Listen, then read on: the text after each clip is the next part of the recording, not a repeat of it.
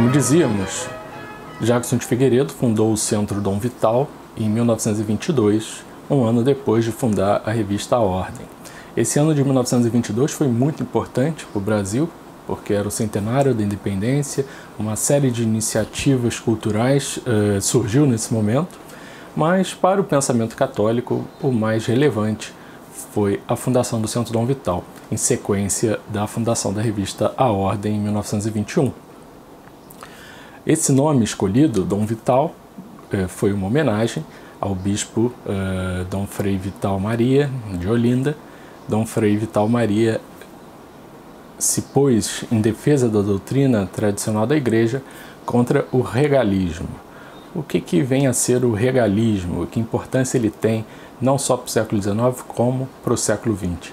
O regalismo era a tendência, no contexto herdado da Paz de Westfália, de considerar que cabia ao rei, cabia ao chefe político de cada nação, organizar a vida da Igreja dentro da sua nação.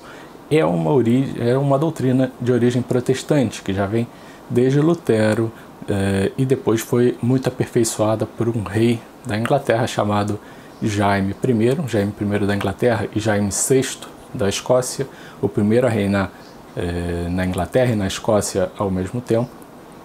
Essa doutrina de origem protestante foi muito combatida pelos jesuítas. Francisco Soares, por exemplo, escreveu um tratado bastante vasto contra... O título do tratado é Defesa da Fé Católica, Defesa da Fé Católica e Apostólica contra os erros da seita anglicana. E entre os assuntos que ele aborda nesse livro está o absolutismo, que nas relações com a Igreja geralmente é chamado de regalismo. Esse regalismo influenciou também o Brasil. Influenciou o Brasil durante o governo de Dom Pedro II, também durante o governo de Dom Pedro I, e também em alguns regimes republicanos, diversos na verdade. Não se trata de uma questão exatamente monárquica, é um problema que houve também em regimes republicanos. O fato é que no Brasil o regalismo teve como grande adversário Dom Frei Vital. E Dom Frei Vital foi, até certo ponto, um mártir contra o regalismo. Não se pode, obviamente, chamá-lo de mártir, porque ele não morreu exatamente numa perseguição, nem foi reconhecido como um mártir, mas, em certo sentido lato, se pode reconhecer que a sua saúde ficou muito fragilizada depois disso tudo e ele morreu muito jovem em decorrência dessa perseguição que ele sofreu. Outro bispo importante nesse momento foi Dom Antônio Macedo Costa. Dom Antônio Macedo Costa não morreu tão jovem e viveu até chegar à República. De fato, ele teve bastante participação nos debates sobre a relação entre a República e a Igreja e escreveu uma pastoral coletiva em nome de todos os bispos do Brasil que vale muito a pena ler, e é possível encontrar, por exemplo, um volume organizado por Ana Maria Moog, contém essa pastoral coletiva, e, se eu não me engano, também um volume recentemente publicado pelo Centro Dom Bosco contém essa pastoral coletiva. O Centro Dom Bosco do Rio de Janeiro também publicou recentemente a Carta Pastoral de Dom Sebastião Leme, de 1916, outro documento importantíssimo para o pensamento católico brasileiro no século XX. Dom Antônio de Macedo Costa, ao explicar as relações entre Igreja e Estado, afastou dois erros que, entre os católicos até hoje, são também bastante comuns. Ele identificava como erros os seguintes. O primeiro é o controle do Estado sobre a Igreja, que é esse regalismo de origem protestante que dizíamos. É quando o Estado trata a Igreja como um departamento, é um Estado confessional. Esse nome Estado confessional é um nome muito atrelado a esse sistema da Paz de Westfália, a ponto de autores do tradicionalismo hispânico, por exemplo, que também veremos esse ano em próximos encontros, em próximas conversas, se Deus quiser, preferirem não usá-lo, porque é um tipo de relação entre igreja e Estado, mas cuja origem não é, digamos, das mais antigas. Na Idade Média, por exemplo, não se falava de Estado confessional. O que se vivia era um reconhecimento do Estado em relação à Igreja. A Igreja não se tornava um órgão do Estado. A Igreja é uma instituição exterior e anterior ao Estado, que o Estado reconhece tal como ela é e reconhece o seu papel, a sua responsabilidade, a sua soberania nas questões espirituais, ao mesmo tempo que o Estado, acatando o que a Igreja ensina em termos de fé e moral, é responsável por questões da administração pública, das questões temporais, as quais não são de competência da Igreja. Esse sistema, digamos, medieval, não é o sistema mais comum no Estado confessional. No Estado confessional, normalmente, o Estado controlava a Igreja. O Estado arrogava para si não só as questões temporais, mas também as questões espirituais. E ele mesmo constituía uma igreja, foi o que aconteceu nos países protestantes, ou pretendia controlar os bispos católicos do seu território. Foi o que aconteceu na França, por exemplo, com o galicanismo, e depois, de uma maneira mais extrema, com a lei de constituição civil do clero, que criava uma igreja constitucional. Foi também o que aconteceu no Brasil durante o período de padroado, na prática. Embora uma coisa era a teoria, outra coisa era a prática. Na prática se comportava, a coroa pretendia controlar a igreja. E, de fato, em alguns momentos, por exemplo, durante a regência do padre Feijó, um próprio padre defendia a criação de uma igreja católica brasileira autônoma em relação à Santa Sé.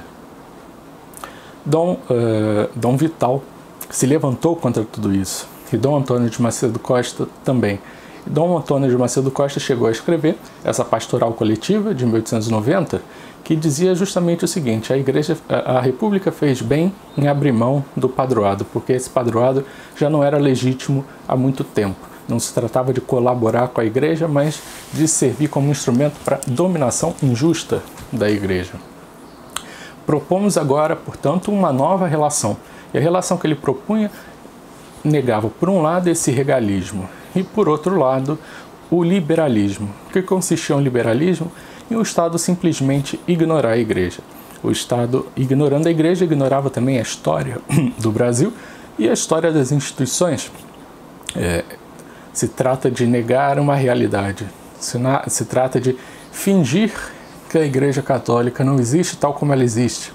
Se trata de fingir, muitas vezes, que Deus não existe, de fazer a legislação, de organizar a vida civil, abstraindo a realidade da Igreja, a realidade de Deus. E esse liberalismo, que até hoje é com certeza muito dominante, inclusive e principalmente como mentalidade, até mesmo entre os católicos, esse liberalismo era um outro perigo que Dom Macedo Costa queria evitar.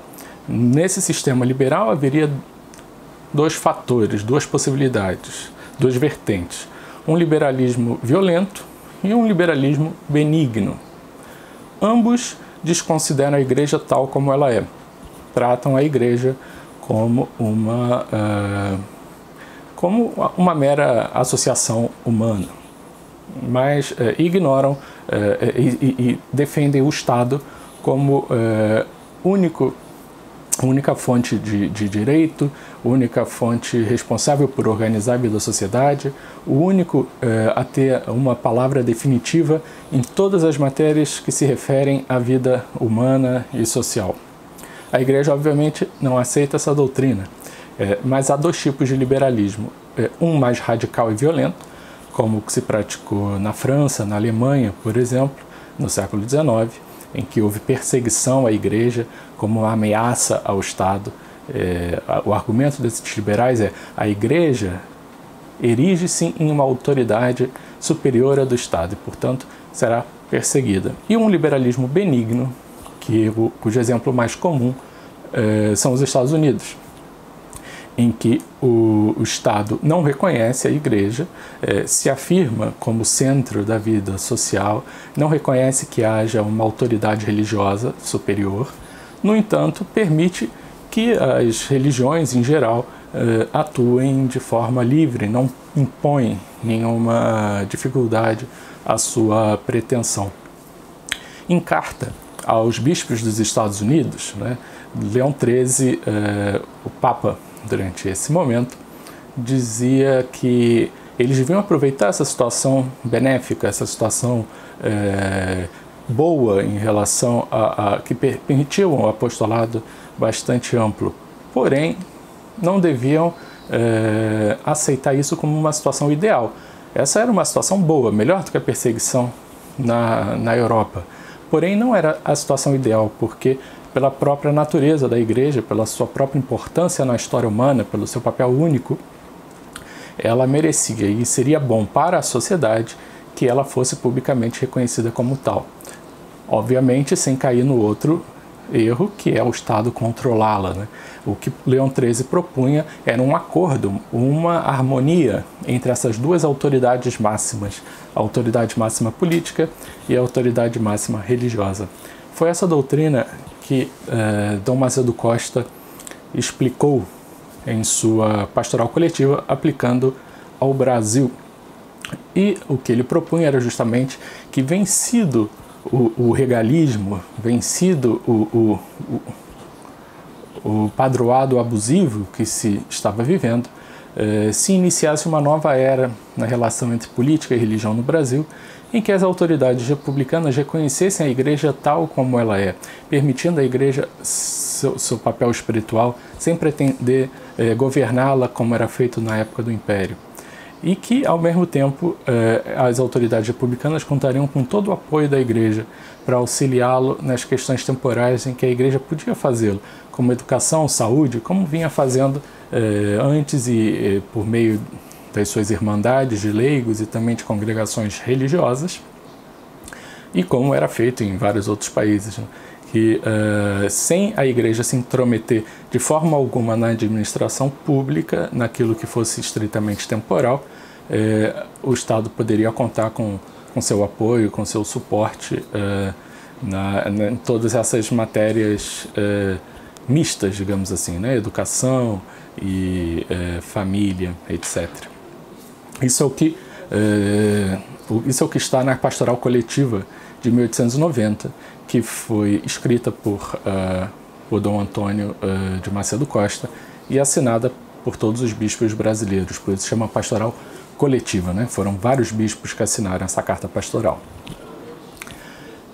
É isso que está nessa Pastoral Coletiva, que foi o plano de ação dos intelectuais católicos brasileiros nas décadas seguintes, organizados, sobretudo, pelo gênio administrativo de Dom Sebastião Leme, pelo gênio apostólico de Dom Sebastião Leme. E o Centro Dom Vital foi o núcleo nervoso dessa intelectualidade católica brasileira florescente. Dali surgiram ideias como fundar uma universidade católica no Brasil. Dali surgiram ideias como fundar um partido católico no Brasil. Essa ideia foi posta de lado também pela sagacidade de Dom Sebastião Leme, que explicou muito bem que mais efetivo que criar um partido católico era criar uma liga eleitoral católica, em que candidatos dos diversos partidos poderiam se comprometer com as pautas católicas, garantindo assim diversidade no que podia ser diverso e unidade no que era realmente necessário. Dali também surgiu a ideia de criar confederações de professores católicos e uma série de iniciativas que culminaram depois com a Ação Católica Brasileira, que também é um outro assunto muito importante, que ficará para momento oportuno. Mas o fato é que dali, da revista A Ordem, como expressão e comunicação entre os diversos estados brasileiros, os católicos dos diversos estados, e o Centro Dom Vital, localizado na capital da República, como lugar de encontro, de coordenação, surgiu um robusto apostolado leigo no Brasil e, sobretudo, intelectual. Muitos jovens, nesse momento, na década de 20, viam a imagem de Jackson de Figueiredo como um líder a imitar, a seguir. E nisso ele contou muito com o apoio dos jesuítas. Os jesuítas, que por muito tempo foram perseguidos, lembremos que os jesuítas eram justamente os principais críticos desse regalismo. Os jesuítas combateram o regalismo na Inglaterra, na França, em Portugal, na Espanha, também no Brasil, e foram muito perseguidos, até serem extintos. E depois, no século XIX, foram recriados e foram novamente perseguidos na Alemanha, na França, e principalmente os alemães vieram para o Brasil e reiniciaram a Companhia de Jesus. Agora, na Itália também foram muito perseguidos e tiveram uma importância intelectual enorme. Basta pensar na revista Civiltà Católica, na renovação do tomismo no século XIX. Muito bem, os jesuítas no Brasil, no início do século XX, se apoiavam muito em seu apostolado com os jovens e com os não tão jovens também, mas principalmente com os jovens, nas congregações marianas. As congregações marianas eram grupos homogêneos, mais ou menos homogêneos, em que seus integrantes se esforçavam por viver uma vida de santidade e apostolado. E ali havia grupos muito ativos de jovens com pendores intelectuais em Recife, no Rio de Janeiro, em São Paulo, em Minas Gerais, em Porto Alegre, em diversas cidades brasileiras. E esses jovens muitas vezes viam em Jackson de Figueiredo um modelo a imitar. Era um jornalista combativo e sempre defendendo as posições católicas e a fermentação do cristianismo nas instituições sociais. Entre esses jovens, um deles se tornou muito importante por ter fundado mais tarde a TFP, que foi entre os movimentos católicos brasileiros de leigos, estritamente laical, de fato, um dos mais importantes fora do país, né? Foi muito envolvido também em muitas polêmicas, mas muito se estendeu por todos os continentes. E Jackson de Figueiredo esteve ali no início, embora Plínio Corrêa de Oliveira não tenha conhecido Jackson de Figueiredo, foi numa congregação mariana que Plínio Corrêa de Oliveira encontrou seu lugar de apostolado. E ali nessa congregação mariana que ele conheceu havia uma academia, que era uma maneira de reunir os jovens mais intelectuais ali do grupo, e essa academia se chamava Jackson de Figueiredo, justamente. Dessa Academia Jackson de Figueiredo e dessa congregação surgiu depois a Ação Universitária Católica, em que Plínio Corrêa de Oliveira foi o presidente, e entre os seus primeiros sócios, né, os seus fundadores, estava José Pedro Galvão de Souza, que basta dizer é o principal teórico do tradicionalismo político, do direito natural clássico no Brasil do século XX. Em outros estados aconteceu coisa semelhante, não só em São Paulo. E no Rio de Janeiro, depois da morte bastante precoce de Jackson de Figueiredo, ele faleceu afogado na orla da Barra da Tijuca em 1928. Um convertido, um amigo seu que se converteu em conversas com ele, Tristão de Ataíde, que era um crítico literário agnóstico, sobre o qual também falaremos com mais calma, assumiu o Centro Dom Vital, sempre apoiado também pelo padre Leonel Franca, esse grande jesuíta que serviu como primeiro reitor da Universidade Católica do Rio de Janeiro, essa universidade que finalmente conseguiram fundar na década de 40. E depois de Jackson de Figueiredo e de Alceu Amoroso Lima, assumiu a direção do Centro Dom Vital por um período em que Alceu esteve ausente, Gustavo Corsão, outra figura importantíssima do pensamento católico brasileiro.